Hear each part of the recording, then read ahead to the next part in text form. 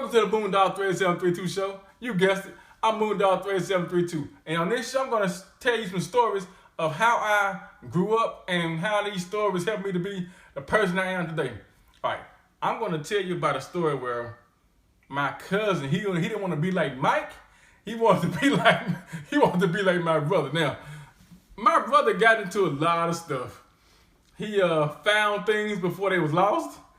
He was disobedient, he was non-compliant, and he was an all-around knucklehead, so to speak.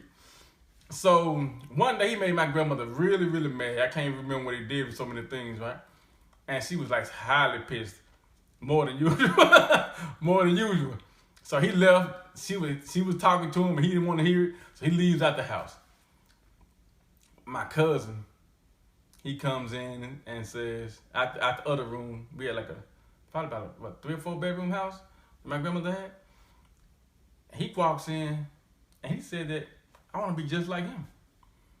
And she was like, just like who? She was like, my cousin, aka my brother, his cousin. She was like, what? She snatched that joke up by his shirt. You want to do what? He like, I want to be like him. She was like, okay. She tells me to go get him a switch. My little cousin switch so she can whoop him. And he said, hey, take him with you. Let him, and y'all go pick out a switch. So we get out there, outside the house like a tree. But it was basically made for switches. It grew like on the side of the house. So I said, hey, cuz, I know what I'm going to do. I'm going to save your day. I'm going to pick out a switch, and when she hit you with it, it's going to break. He was like, yeah, do that, man. Appreciate it. So I get a switch. Take him and my grandmother up in there. She get him by his hand and start whooping him. Yeah. Every time she hit him, the switch broke.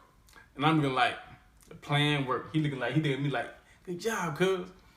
My grandma looked at me and said, oh, you think you slick? You got a switch that'll break. I tell you what, go get a real switch this time. And if it break, I'm gonna whoop both of y'all. And take him with you. I'm gonna like, all right, not a problem. I get outside, start looking for a switch, then I start thinking, I ain't even do nothing. Why the hell I'm finna take one for the team when it was his fault, right? So I get like the biggest switch I can find that I can pull off with my hands. I swear it was about this round, right? And about this long. And so I get the switch, and I'm walking with him. I'm like, hey, cuz, this is gonna break too. I got you. Knowing in my mind that it wasn't gonna break. He like, all right, man, cool, appreciate it. Take him back into the room with the switch. She drop it off to my grandmother. She look at it like, yeah, this is what I'm talking about. She get this joker, got that one hand, and she just started whooping him, like laying into him, legs back, from here all the way down to his Achilles tendon. So I'm looking like, he looking at me like, he waiting for the switch to start breaking.